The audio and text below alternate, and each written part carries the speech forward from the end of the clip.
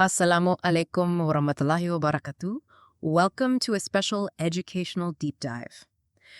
Today, we are exploring a fascinating story from historical texts and, well, beautiful Islamic sources. And we are doing this with a very specific mission today. Yes, we are. We want to help you, our listener, practice and improve your English. We are going to use simple, clear sentences. Right, perfect for anyone learning the language. Exactly. We will explore deep ideas, but we will keep the language very accessible. We want you to feel this is a calm, slow-paced, and safe learning space. We truly believe you can learn a language best when you are actually, interested in the topic. And today's topic is just incredible. It really is. We are focusing on the first story of Surah Al-Kahf. That is chapter 18 of the Qur'an. Yes, famously known as the story of the people of the cave, or, in Arabic, Ashabul Kahf. And just for some context, this is a Meccan surah. That means it was revealed to Prophet Muhammad, peace be upon him, before his migration. Right, before his hijrah to the city of Medina. But before we jump into the story, we want to do a quick vocabulary primer. We want to teach you a few essential English words first. That is a great idea. It will really help you understand the story better. So the first word is belief, or faith. Right, belief means accepting something as true in your heart.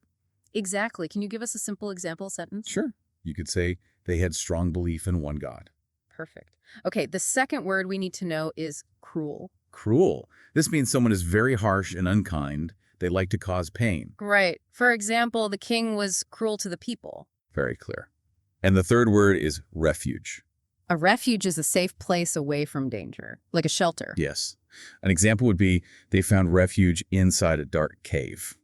Awesome. Keep those words in mind: belief, cruel, and refuge. Now, let us get into the story. So the story takes place long before the prophet's time. It starts in a big, busy city. The main characters are a group of young men. Yes, the texts call them the Fitya. And to really understand their story, we have to understand their world. Historical sources tell us these young men lived under a powerful Roman ruler. Right. Many historians say this was Emperor Decius around the year 250 CE. And this emperor demanded absolute power. He was, as we just learned, very cruel. Extremely cruel. And his cruelty had a specific target, right? Yeah, he forced everyone in his empire to worship idols. Let us explain that word for our learners. Idolatry. It basically means worshiping statues. Exactly. The emperor told people to bow down to figures made of stone and wood. But why did the Romans care so much about this? Why force people to pray to a statue? Well, it was really about control.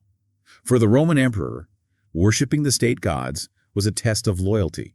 Sometimes they even had to worship the emperor himself. Oh, wow. So it was political, too. Absolutely. If you refused to worship the idols, the emperor saw you as an enemy. You were a rebel. And because of that, anyone who rejected idolatry faced terrible persecution. Right, persecution. Yeah. That is another important word. It means experiencing very bad treatment or violence just because of your beliefs. So the emperor hunted down anyone who believed differently. But these young men, the Fitya, they looked at these stone statues, and they just knew in their hearts that a carved piece of wood could not hear them. Yeah, it could not help them at all. So they completely abandoned idolatry. They did. They refused to follow the crowd. Yeah. They refused to say God has a biological son. Mhm. They chose pure monotheism. They chose belief. They believed in only one true God, the creator. But having that belief was very dangerous for them. Very dangerous. The cruel emperor found out about them, and he wanted to kill them. So they had to make a really fast, really difficult decision. Yeah, they chose to leave. They walked away from their beautiful homes, their families, and their comfortable lives. I mean, try to put yourself in their shoes for a second. That is a massive sacrifice. It really is. And sacrifice means giving up something you deeply love for a higher purpose. The Qur'an says God sealed their ears from the noise of the outside world, and he simply put them to sleep. They slept peacefully, but they did not sleep for just one night or even a week. No, they slept for centuries. The Qur'an gives a very specific timeline here. It says they stayed in the cave for 300 years and add 9. Wait, let me pause right there. 300 years and add 9. That is such an interesting way to phrase 309 years. Or why not just say 309? Exactly. Well, this is actually one of the most fascinating mathematical facts in the sources. To understand it, we have to look at calendars. Okay. The Gregorian calendar, which most of the world uses today, is a solar calendar. It follows the sun. A solar year has about 365 days. Right. But the Islamic calendar is a lunar calendar called the Hijri calendar. Yes, it follows the moon. And a lunar year only has about 354 days. Okay, so a lunar year is shorter than a solar year by about 11 days. Exactly. So let me do the math. If the difference is 11 days every year over 100 years, that is 1,100 days, which is roughly 3 years. So over 300 years, the difference is exactly 9 years. You got it. 300 solar years is exactly mathematically equal to 309 lunar years. Oh, wow. So by saying 300 years and add 9, the text perfectly accounts for both calendars. It is brilliant. It covers the measurement of time for different civilizations perfectly. That is amazing. But, I have to be honest, I have a hard time grasping the physical reality of this. How so? Well, biologically, a human being cannot survive even 3 weeks without food or water. 300 years sounds impossible. Does modern science have any way to explain this? It is a totally valid question. Yeah. Interestingly, modern scholars look at this miracle through the lens of something called suspended animation. Suspended animation. Let us explain those words. Suspended means paused or stopped, and animation means life or movement. Exactly. So it means putting a living body on pause. Kind of like putting your laptop to sleep so the battery does not die. Right. Today, scientists actually study a field called cryonics. Yes. It is the idea of pausing human biology using very low temperatures. Because when a body is cold, it uses way less energy. Okay, that makes sense. The body's process of controlling heat is called thermoregulation. Thermo means heat, and regulation means control. Ah, I see. So it is sort of like a bear hibernating in the winter. The bear goes into a cold cave. Its body temperature drops. Right. Its heartbeat slows down. And because it is running so slowly, it does not need to eat or drink for months. Precisely. And historical sources point out that the cave's environment was perfect for this. It was naturally cool. So the coolness dropped their central body temperature. Yes, probably by just 1 or 2 degrees. That small drop slows down the metabolism, which preserves them. Plus, the Qur'an mentions that the sun's direct rays miraculously avoided them. Oh, so the sun did not burn their skin. This brings up a really great vocabulary word, preservation. Preservation. Yes, preservation means keeping something completely safe from ruin or damage. God perfectly preserved their bodies. And the opposite of preservation is decay. Decay means to slowly rot away or get damaged by time.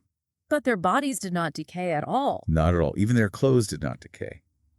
The texts say God turned them from their right side to their left side. Oh, to stop them from getting hurt by the hard ground. Exactly. And their eyes remained open or blinked, so the nerves would not go blind. It was a state of flawless preservation. That is just incredible. So let us jump back into the story. After 309 lunar years, they finally wake up. Imagine that moment. They open their eyes. They stretch. They must feel a little strange. The cave looks different. There are heavy spider webs everywhere. Right. Their hair has grown very long. Their nails are long. But their minds are perfectly clear. They look at each other, totally confused. One asks, "How long have we stayed here?" And another one answers, a day, or maybe just part of a day. Wow, they slept so deeply they have zero idea that centuries have passed. None at all. But they do know one thing for certain. They are incredibly hungry. Yes, they need food immediately. So they make a plan. They send one man down to the city market with their old silver coins. And they tell him to find the purest, best food. But they also give him a strict warning.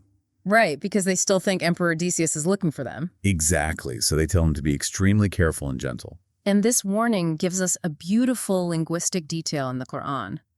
The Arabic word used here is waliyaralata. Waliyatalata. Yes. It means let him be kind or let him be courteous and careful. It is a beautiful word. But why does this specific word get so much attention from scholars? Because of where it is. If you count every single word in the Arabic Qur'an from start to finish, waliyatalataf is widely considered to be the exact middle word of the entire book. Right in the dead center. That is amazing. It is such a powerful message. It shows that kindness, gentleness, and careful action are literally at the heart of the message. Even when you are terrified, even when hiding from a tyrant, be kind. Yes, exactly. So the young man takes this advice. He walks down the mountain. But when he gets to the city, he is very confused. Everything has changed. The gates, the architecture, the people are wearing strange clothes. He goes to a baker to buy bread and hands the seller his silver coin. Now imagine doing that today. Oh, right. Imagine trying to buy bread at a modern supermarket with a silver coin from the 1700s. The cashier would be so confused. They would think you are crazy, and that is exactly what happens. The seller looks at the coin. It has Emperor Decius's face on it. To the young man, Decius is the current king. But to the seller, Decius is an ancient, dead tyrant from 300 years ago. So the seller probably thinks this kid just dug up buried treasure. A crowd gathers, people are whispering. The young man is terrified. He thinks the Roman guards have caught him. But then, the huge truth is revealed. Right. Historical sources suggest this moment happened around the year 447 CE under Emperor Theodosius II. So the cruel days of Decius were totally gone. Completely. The empire had changed. The city had abandoned idolatry. They were now Christians who believed in one God. Wow. So the young men were not criminals anymore. They were perfectly safe. The young man finally realizes what God has done. God fast-forwarded them through the centuries of danger. When the townspeople figure out who he is, they are amazed. The story of the Fidya fleeing to the mountain was actually a famous local legend. Right. People had told stories about them for generations. And now the legend is standing right there buying bread. That is wild. This brings up another good vocabulary word, humility. Humility. That means accepting that you do not know everything. Right. When the young men first woke up, they didn't argue stubbornly about how long they slept. They just said, Allah knows best how long we slept. That is true humility. So the townspeople go up to the cave. They see the rest of the young men. It is just this moment of massive joy. It is a living proof of God's power over time. But the sources say shortly after this reunion, the young men peacefully pass away. Yes. Their ultimate purpose was fulfilled. They proved to an entire generation that God can preserve life and resurrect the dead. So after they pass away, the city leaders decide to honor this miracle. They build a place of worship right at the cave. And they create an inscription. Let us explain that word. An inscription is a permanent piece of writing, usually carved into stone or metal. Right. The Qur'an actually mentions the word araqam. Scholars explain this refers to the inscription or lead tablets placed at the cave. They wrote down the names of the young men and their story as a historical record. God calls it a clear sign. Nobody would ever forget their sacrifice. And this story is still very much alive today for Muslims. It really is.